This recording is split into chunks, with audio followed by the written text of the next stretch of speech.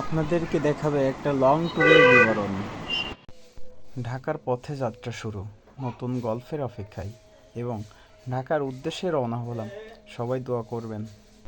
চুকনগর থেকে টুঙ্গিপাড়া এক্সপ্রেস নন এসির টিকিট নিলাম। টিকিট নিয়ে অবশ্য খুলনার উপর দিয়ে রূপসা সেতু পার হয়ে ঢাকার উদ্দেশ্যেই চলছি। এসি পরিবহনের থেকে নন এসিটা আমার কাছে জন্য একটু বেশি ভালো লাগে, কারণ নন এসিতে থাকে উন্মুক্ত বাতাস।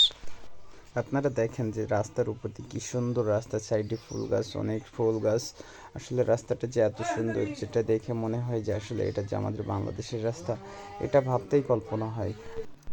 পদ্মা সেতু টোল দিতে হবে, এরপরেই পদ্মার উপর দিয়ে পাড়ি দিব। বিকালবেলা ভ্রমণটা পদ্মা সেতুর উপর দিয়ে খুব রোমান্টিক অনুভূতি মনে করতেছি। অবশ্য ভ্রমণ না, কিন্তু তবুও ভ্রমণের মতো অনুভূতি মনে হচ্ছে। টোল শেষ হলো, গাড়িতে বসে পদ্মা পাড়ি দেওয়াটা নিজের মনের ভিতর মনে জাগে যে আসলে এই সেতুটা কখন শেষ হবে আর কখন শেষ হবে। মনের ভিতরে অনেক কিউরিসিটি জাগে যে সেতুটা কত লম্বা, আসলে দেখতে যে এতটা সুন্দর পরিবেশ আপনারা দেখছেন, যেটা অনেক মধুময় একটা পরিবেশ। যে সেতুর উপর দিয়ে গেলে শুধু যাইতে ইচ্ছা করে। অবশ্য মনটা বলে যে এখানে একটু দাঁড়াই, একটু অনুভূতিটা নিয়ে যাই, কিন্তু দেখেন আমরা তো যখন পরিবহন আসি সেটা আমাদের জন্য সম্ভব হয় না। পদ্মা পাড়ির পরে কিছু পথ যাওয়ার পরে দেখা যায় যে একটা পরিবহন চাপ দিয়ে রাখছে। অবশ্য প্রাইভেটটা পরিবহনটাকে আগেই চাপ দিচ্ছে, যার জন্য এখানে রাস্তার উপরে পরিবহনটা পরে প্রাইভেটকে আটকাচ্ছে আর কি। চাপ দিয়ে তাকে আটকাইছে, আটকানোর পরে হয়তো একটু বিশৃঙ্খলা হয়েছে, কিন্তু সেটা আবার সমস্যা সমাধান হয়ে গেছে। এরপরেই গুলিস্তানে চলে আসলাম। গুলিস্তানে আসার পরে সচিবালয়ে এসে আমি মেট্রো রেল ধরলাম আর কি। মেট্রো রেলের টিকিট সংগ্রহ করলাম। টিকিট সংগ্রহ করে অবশ্য উপরে আসছি মেট্রোর অপেক্ষায়। এখানে আসে হয়তোবা আপনাদেরকে দেখানোর জন্য আমি একটু ভিডিও করলাম যে আমি এখন আছি মেট্রোর অপেক্ষায়। মেট্রো আসলেই আমি রওনা হব ঢাকা উত্তর। এবং আমার সাথে আছে আমার ভাইপো জুবাইর। আমি অবশ্য ওকেও একটু নিয়ে আসছি দেখাতে, পরিদর্শন করতে, ও লাইফে ফার্স্ট টাইম।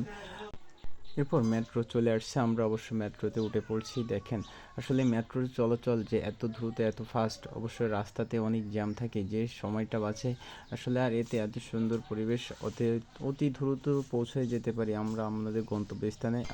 সেখান থেকে লাভার পর আমি ওকে নিয়ে আসলাম একটু ঢাকা দিয়াবাড়ি একটু ঘোরাঘুরি করলাম। অবশ্যই একটু পরিদর্শন করলাম, অনেকটা ঘুরলাম।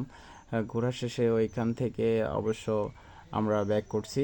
আমরা আমাদের গন্তব্যস্থানে পৌঁছে গেছি, যার জন্য এর ভিতরেই আমি ওকে নিয়ে একটু ঘুরলাম। অনেকটা পথ, অনেকটা জায়গা ঘুরলাম।